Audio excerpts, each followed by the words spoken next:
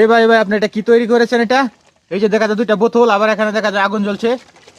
এই যে আপনি এখান থেকে ফু দিচ্ছেন, আবার এখান থেকে আগুন বার হচ্ছে, ঘটনা কি? এনে ফু দিলে আগুন বাইরে হইব। আর এই যে দেখা আছে একটু পানি। আপনি কি এটা চুলা বানিয়েছেন না? এটা এইভাবে প্রায় 1 সপ্তাহ রান্না করা যাবে। কি বলেন?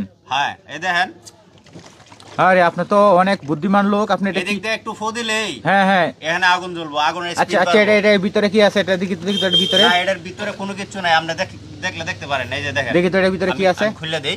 কোনো কিছু নাই, একদম পরিষ্কার। এই যে একটা হোয়াইট দিয়ে রাখছি শুধু। শুধু পাথর না? আর শুধু একটা পাথর, একটা হোয়াইট দিয়ে রাখছি, ও, যাতে আচ্ছা। আগুনের ধাক্কাতে না পড়ে যায়। আবার এখানে দেখা যায় পাইপ, এই যে।